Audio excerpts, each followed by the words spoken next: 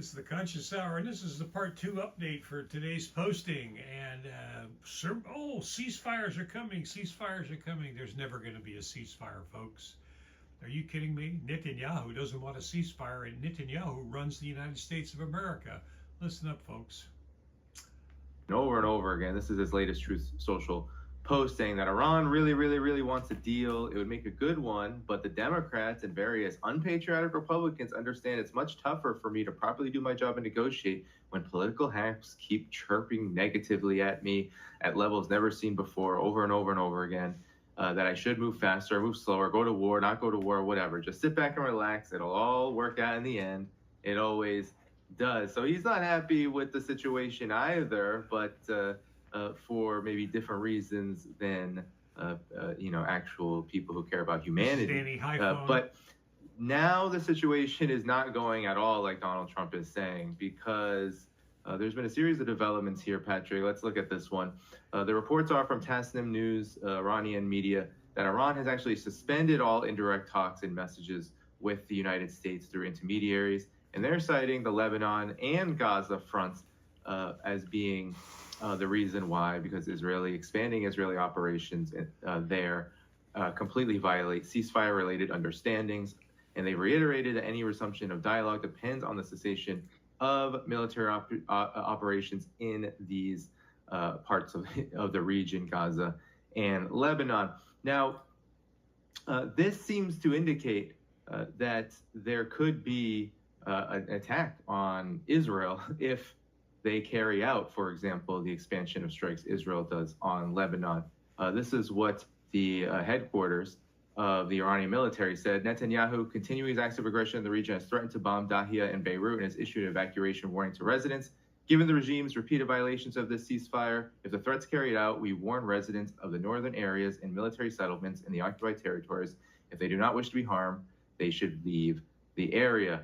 And Donald Trump, in response to the end of the ceasefire indirect talks, has said he's okay with it. They're very good negotiators. So Trump's tone has certainly changed. Just last week, he was talking about ending it if Iran doesn't agree. Now it seems like the developments have moved pretty fast. And supposedly he's on the phone with Netanyahu as we speak about this. What do you make of these developments regarding Israel? Because, again, Israel is at the center of this, and Lebanon and Gaza, and Iran is taking a very firm stance in this regard.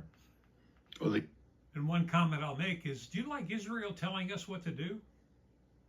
Do you think Netanyahu should be running our country instead of Donald Trump? Maybe we should bring him over here and replace Donald, send Donald to Israel so he can manage it over there for them, and Netanyahu can come over to the United States. And then you would see how popular he isn't, because he's afraid to come anywhere because they have an international arrest warrant out for him. Why? He's a terrorist. He's killing hundreds of thousands of people. In fact, the numbers that were released by Francesca Albanese, that was not published by the Western media, on December 16th was 680,000 Palestinians had been mass murdered. Anyways, let's get back into this conversation. The key there is Trump's on the phone with Netanyahu, but he's not on the phone with the Iranians, you see. That's the problem. So he's not talking to the Iranians. So anytime Trump puts out a truth or makes a statement like, we're very close to a deal, we're very close, they want to make a deal, we want to make a deal, it's going to happen, it's going to happen real soon. Real soon, when you hear that, it's basically they're fumbling around in Washington, playing games with the press, playing games with this stupid platform, ridiculous Truth Social. The name of it is just oxymoronic, but that's the point.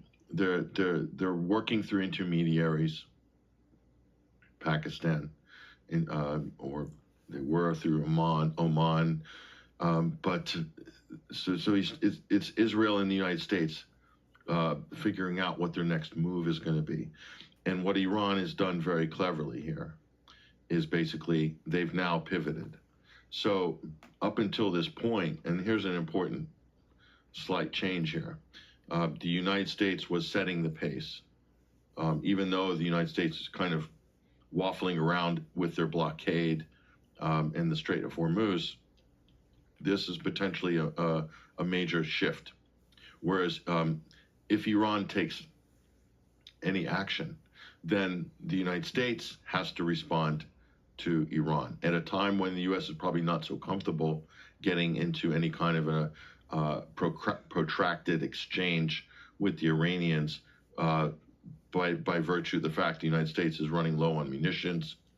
They need time to restock, resupply, to fortify positions, and Israel is in the same dilemma as well. So why are we spending our money over there?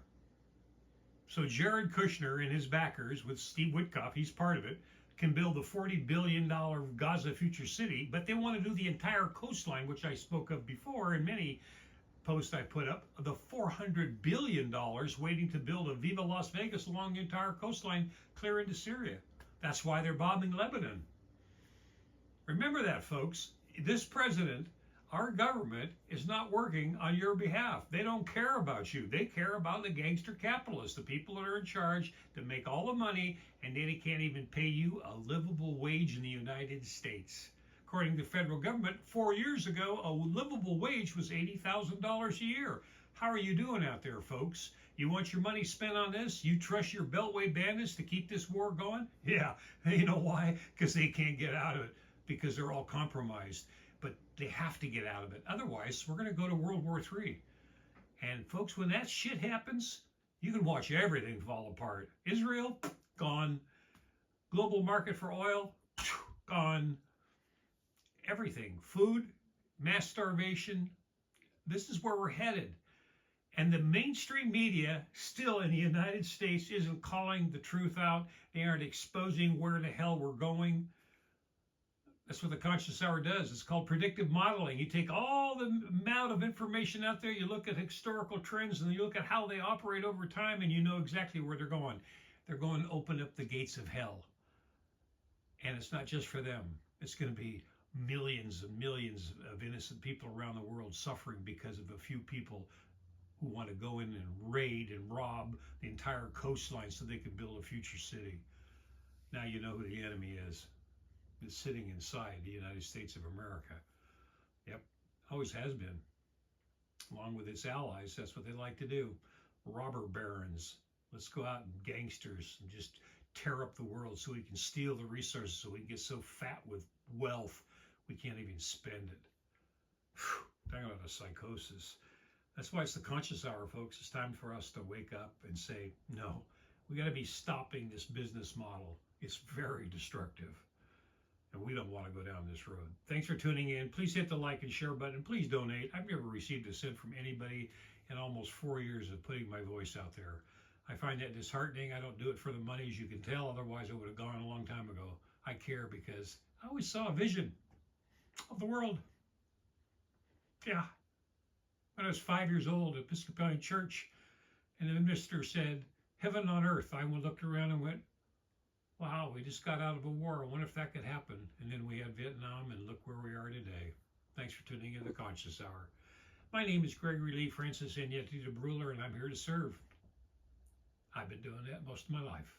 Thanks.